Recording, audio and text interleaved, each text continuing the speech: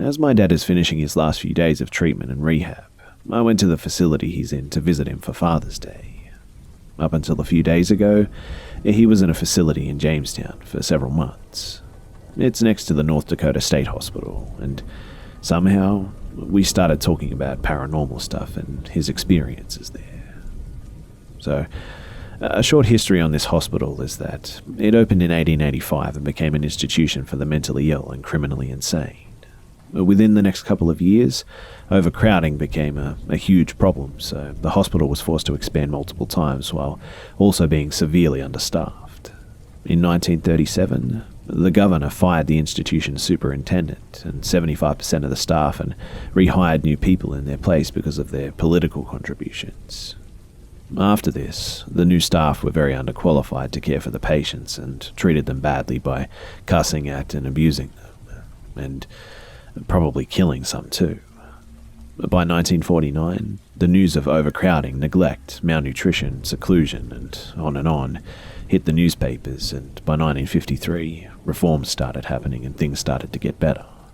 By 1974, the population dropped from 2,000 in the 1940s to about 600 and about 200 today. And yes, the place is still in operation. Today, the hospital now serves as a place for psychiatric services, transitional living, and treatment for chemical dependency. So, my dad liked to stay busy over there, so he would always take jobs or helped out in any way that he could. From my understanding, the hospital was a kind of like a partner institution to this rehab place. But the people there were more like inmates, whereas he could live and have much more freedom. He went to the side of the hospital that acts as a prison today and helped one of the ladies who works there with the laundry. They folded a ton of sheets and towels and went downstairs for something, and when they came back, the sheets were thrown all over the floor and they were all messed up. But keep in mind that everything there stays locked, so there was no way that somebody could have been there to do that.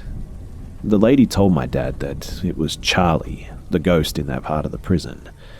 Apparently, he does this kind of stuff all the time. The lady told my dad that they have different names for ghosts all around the prison because there's so many there. They even have a few rooms that they had to block off because anytime a resident or inmate would move into them, they would refuse to go back because so much creepy shit would happen and they would just end up having to move them to a different room. Even the old warden's office was so haunted that he told them if they couldn't find him a new space for his stuff that he was going to quit his job and move on.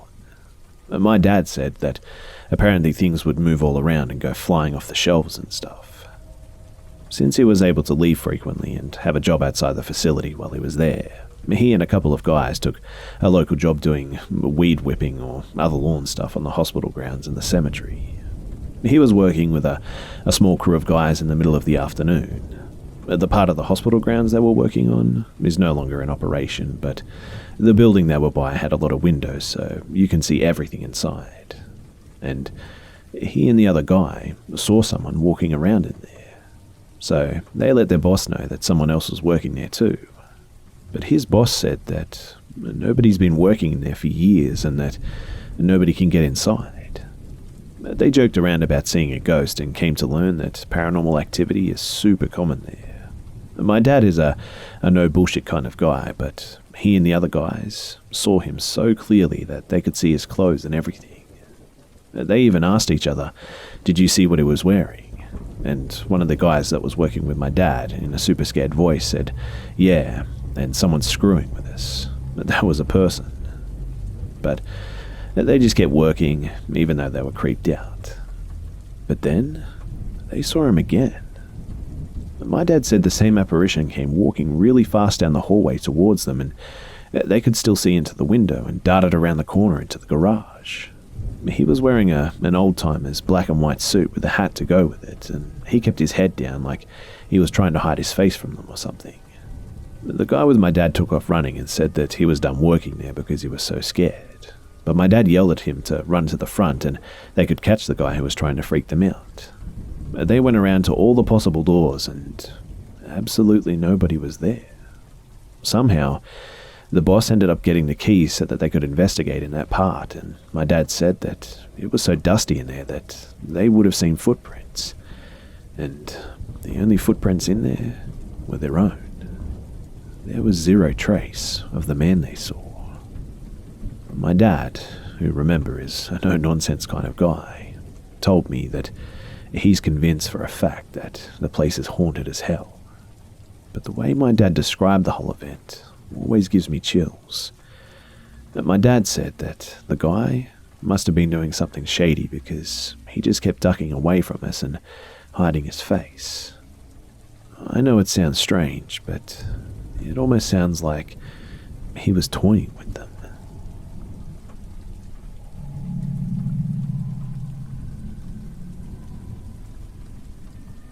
In 1990, my parents took me and my 4-year-old brother on a vacation to the French Alps, where they had rented a little cottage for a week. I was only 2 at the time, so this is all based on my parents' recollection, so bear with me. Pretty much as soon as we settled in the cottage, my mum was hit with a gut feeling that something was just not right. She felt very anxious and on edge, and that feeling only intensified as the days went by. At first, my parents tried to convince themselves that it was all in their heads. But then, strange things started happening. Red stains were appearing and then randomly disappearing all over the cottage. The second day, my dad bit into an apple and there was red liquid at the core of the apple. Bright red liquid, dripping from the apple. He spit out the apple and never found a logical explanation. They also heard knocking and creaking at random times of the day and night. Not that weird in an old cottage, but still, it gave everyone the creeps. My mum kept on feeling worse and worse as time went on too. She said that she felt physically sick being inside the cottage, in fact. She's always been very intuitive, and her gut was telling her to just get the hell out of there, that something didn't want us there. On the 4th night though, my parents, they both woke up in a jolt and felt intense, undescribable and unexplainable fear at exactly the same time. My brother and I, we were apparently crying and yelling in the next room. My mum begged my dad to go and they packed and we got the hell out of there. But my mum said that as we were leaving and walking down the hallway, red stains appeared all over the walls and floor. And by the time that we reached the door, everyone was pretty much running. But when my dad turned around to close the door, he said that the red stains had disappeared again. My parents had both had encounters before. Our house itself is very old and was even used as a makeshift hospital during World War I. My mum always surprises me because she's usually so calm when she talks about this stuff. When I still lived at our house, I would sometimes hear footsteps in the yard in the middle of the night, when all the doors were locked too. When I still lived at our house, I would sometimes hear footsteps in the middle of the night when all the doors in our house were locked. When I asked my mum if she had gone for a midnight stroll, she would calmly tell me that it must have been one of the ghosts that she had seen before. I know, it sounds crazy, but I promise she's not. Anyway, the one time that she does get dead serious is if I ever bring up our vacation in the Alps. To this day, her voice still gets shakes when she talks about it, and I can honestly see the fear in her eyes. So, back to the story. My parents contacted the man who had rented the cottage to them and told him that they left the premises earlier than planned. They were so shaken by the whole experience that they couldn't help but ask if anything had ever happened in that cottage before. And, to their surprise, the man opened up about it. He said my parents were definitely not the first vacationers to report strange happenings there. After they questioned him a bit more, he finally revealed that apparently there had been a murder-suicide in the cottage in the early 80s. A man killed his wife and kids, and then hung himself in the attic.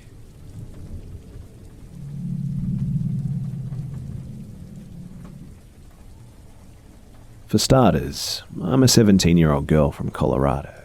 I'm white and I don't have a lick of Native American blood in me, but I don't think that really matters for this.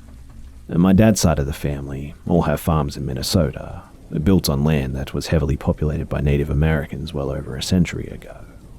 We know this because we've honestly found boxes on top of boxes of Native American artifacts, including tons of arrows and spearheads, ceremonial jewelry and pottery shards, tapping stones, and heaps more. And every year, during spring planting, the tractors bring up even more. We have experienced paranormal happenings on our land, but I'm only there so often, so I've only experienced a very small handful of things that I couldn't really explain away. But for the most part, while I am a Christian and a believer of the paranormal and supernatural, I like to try and find logical explanations to things. I'm often very curious, and it takes a lot to scare me. I mean, I've been through enough crap already to have lost most of my fear, but this year especially has been testing on all levels. So, I had to fly back to Minnesota, which is where I really call home, the Wednesday after Memorial Day because my grandpa passed away on Memorial Day morning. His death honestly shocked us all. He was stubborn and strong, and despite his disabilities and illnesses, he always pulled through when he got sick and was determined to return to the farm. But I guess that he just couldn't take it anymore and passed away peacefully at home, surrounded by his wife and kids. He wanted all of his grandkids, including myself, to be at his funeral, so I flew in as soon as possible, leaving my life responsibilities in Colorado. My mum was nice enough to come with me, even though my parents divorced when I was a toddler, and she just stayed at a hotel and out of the way for the most part, even though we invited her to Grandpa's wake and funeral and all. My mum just wanted me to connect with my Minnesota family more than ever. So, the night of the day I flew in, my aunt offered to take me to my Uncle A's place for something to do. And my Uncle A just lives a quarter mile up the road from my grandma's farm or across the field from it. In fact, my grandma's farm is visible from Uncle A's house, and I could easily walk to and from the houses. But when I got there, my uncle almost immediately gave me a .22 caliber rifle and a Mountain Dew soda, and complained to me about his growing blackbird problem. He said that he'd give me a buckbird, so I agreed to go out there and shoot.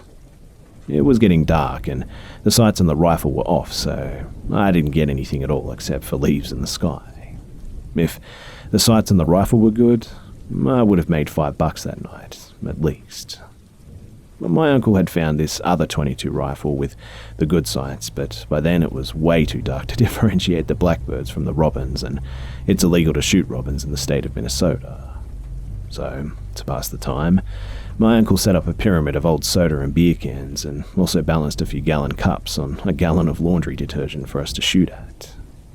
My little cousins came out soon too with their bows and BB guns, so my uncle and I would take turns showing the boys how to shoot their weapons and fired our .22s as well. We were having a really good time, and I had almost forgotten the main reason why I was in Minnesota in the first place.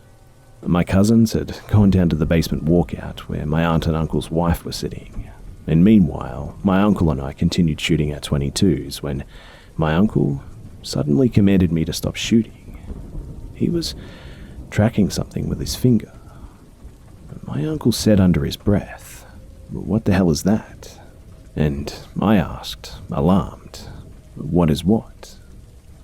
I squinted to see what my uncle was tracking, and then I saw it. From our standpoint, we could see across many young fields over rolling hills. If you looked to the left, you could see grandmas, and if you looked to the right, you could see several more farms dotting the fields. If you looked straight ahead, you'd see the side of a large hill with a field on it, and just ahead of that hill was a small grove of trees that also lined our property. The creature my uncle was pointing at was running parallel to the horizon, and would eventually run across that hillside, which was no more than a quarter mile away from us. And it was hauling ass, running as fast or faster than a racehorse even. The creature was solid black, really large and slender, with a small head, extremely long and thin legs, and no visible tail. At first, we thought that it was a deer, but it was way too slender and black to be a deer. And then I suggested that maybe it was a Great Dane, or perhaps a horse even. but no one in our area has a black Great Dane or any big black dog at all for that matter. Nor does anyone have a black horse, and the way that this creature was running, it didn't look like either of those two. It was about the size of a horse though, but it ran a bit like a deer with a spring in its step. It had a hunch back and legs that were long and skinny like twigs, and its head was pretty small.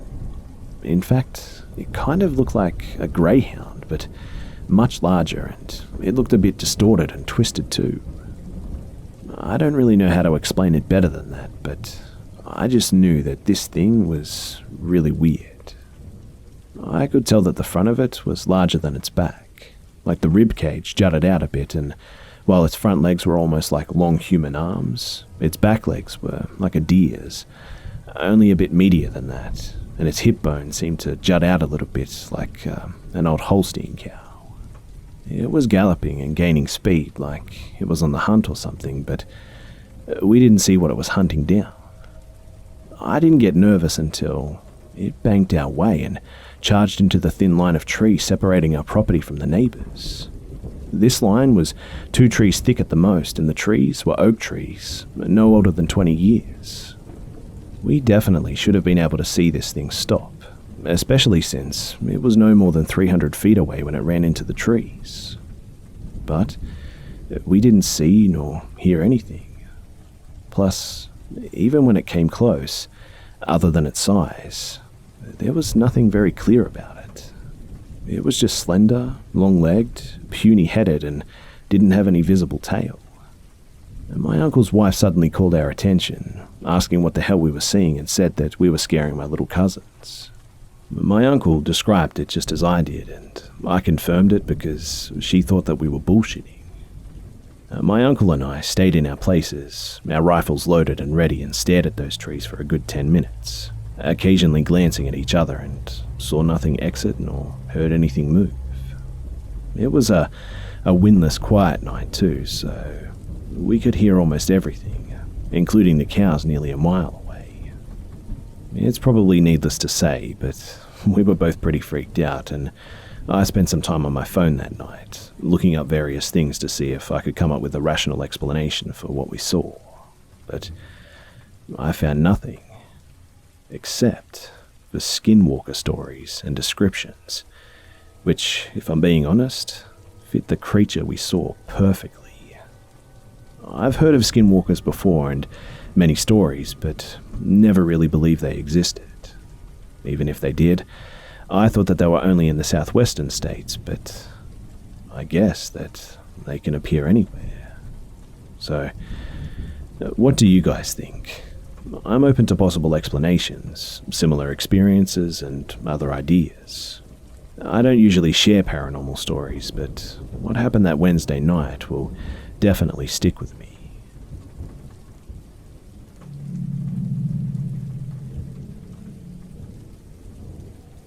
When I was younger, I would go visit my grandma down in Mexico, in Durango, in the municipality of Canatlan.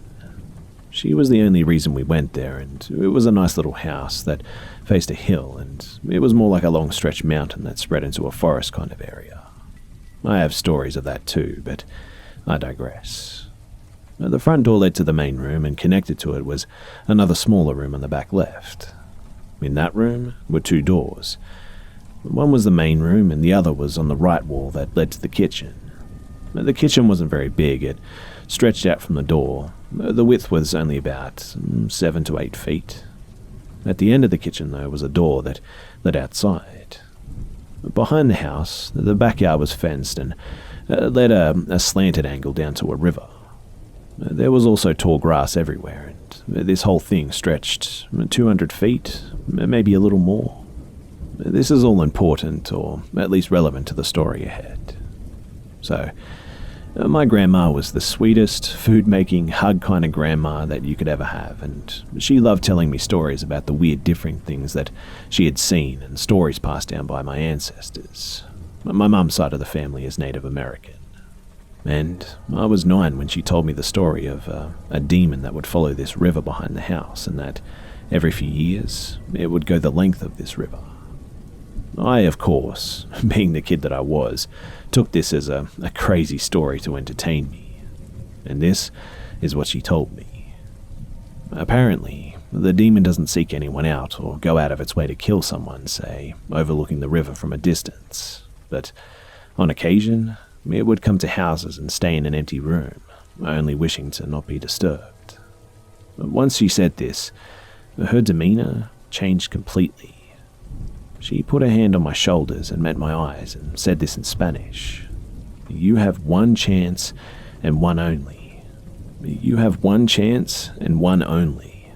If you ever walk into an empty room in the dark and it's abnormally black in an area, or see the silhouette of a black and red thing, simply leave the room and close the door.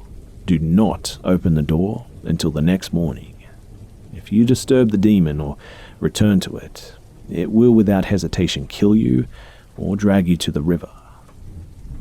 As she said this, her voice was filled with a sense of dread and importance. 3 years later, I go back to visit my grandma, still happy, still making me food. I was there for a month as it was summer and my mum wanted to take care of my grandma as she knew that she was dying and didn't have but a year or two at most. And around week 2 was when it happened.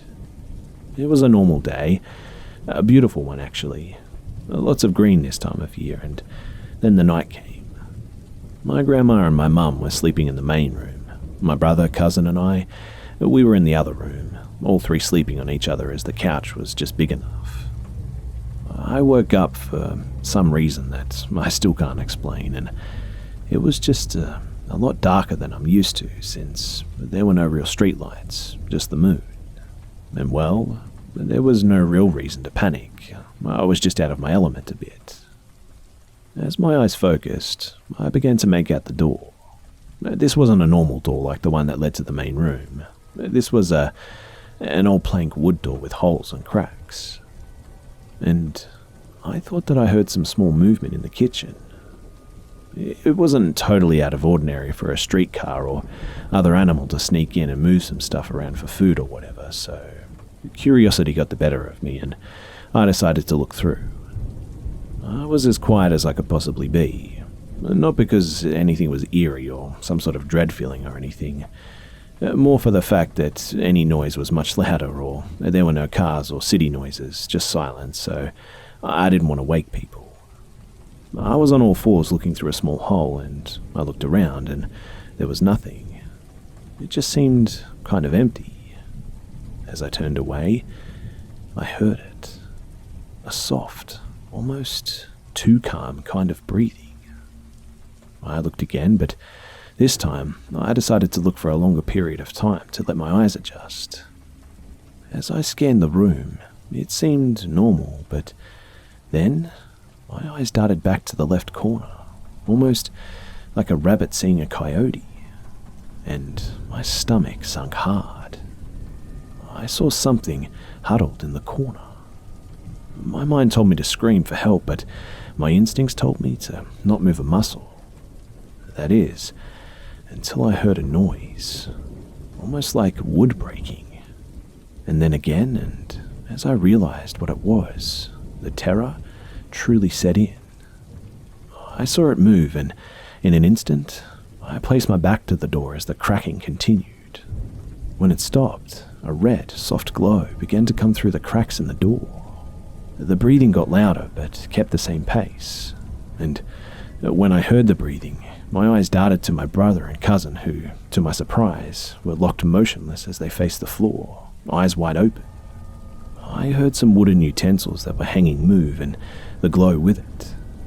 As this happened, I heard the door to the outside make a small creak and the glow just disappeared. I heard it move slowly through the grass and down to the river, and some minutes later, we heard the dogs barking in the distance, almost as if they were being mauled or something. And that night, I fell asleep right there at the base of the door. The next morning, my grandma woke us up to make breakfast, and she saw my face was completely pale. When I explained what happened, she said that I did good and to never forget the mercy this thing may or may not have shown to us that night. Now, I know some people may not believe this, but I swear to you that this happened to me, and I have many more stories like this of things my grandmother warned me about that I ended up seeing or hearing around this area. But what is even more creepy was that most of the time, I would see or hear what she would describe without me telling her beforehand. But on this occasion, it was the other way around. My crazy and mentally ill uncle also lived on the property, and he would always go on about things that he saw, and no one really believed him. But after that experience, I have to question, was he actually seeing some things? Oddly enough too, everyone who I've spoken to who's from this area and who's lived here a long time, they all say that they've seen stuff too. All this stuff gives me confidence that what I saw that night, it was real and not just in my head.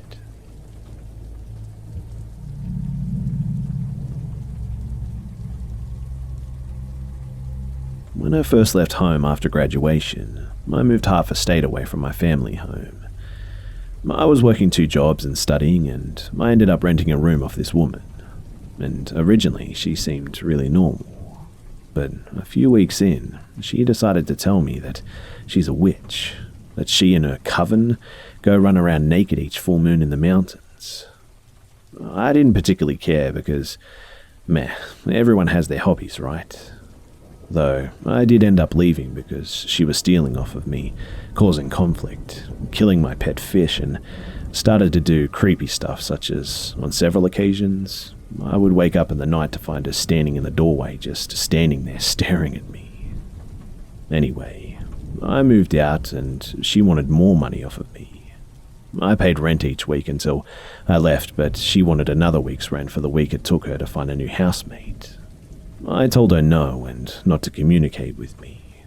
But the woman stalked and harassed me for several weeks after until I had to get the police involved. Later in my new place, I started occasionally waking up in the night to see something standing in the corner of my room. It would appear there and then just vanish, so I assumed it was a dream, and then I would just go back to sleep. Over the course of a few weeks, I would wake up and find the thing was moving closer and closer to my bed whenever I saw it. It would vanish though, and I would go back to sleep. During this time, I started developing unexplainable scratches all over my body too, except my face. At first, I thought that the scratches were probably something caused by bumping into things at work or home. Over time though, I just kept developing scratches more and more, even on places on my back where I couldn't reach and around my neck. Meanwhile, the thing that appeared in my room at night started taking on a female-looking form. People tried to tell me that it was a case of sleep paralysis, but I could easily move and talk. One night, though, I woke up because I couldn't breathe, and it felt like a pair of hands were around my neck, and I woke up to find it standing above me and smiling. As soon as I opened my eyes, it vanished, and I then didn't have any issues until a week or so later. I usually sleep in the dark, but there was a light from the main parts of the house that shined through via under the door, also the side gaps which made it so that I could see things in my room. And the last time that I ever saw this thing was one night when I rolled onto my side. I felt some air blow into my face, but I ignored it, and then I felt another one blow into my face. I opened my eyes and I came face to face with this thing that all I can describe as is looked like a rotten woman. It was like a woman died and was left in a body of water for several days or something. The hair was slimy, her face was bloated, and her eyes puffed closed from swelling, but she was looking at me, I think. Her chin was propped up on the bed, while the rest of her was angled under the bed. After staring at this abomination for a few seconds, I quickly sat up and it just vanished. But after that, I was way too scared to get out of bed, and I had to wait until morning to do anything. It was the last time that I saw it, and I no longer get scratches on my body, but I have to wonder that if any of this is linked to that witch I pissed off.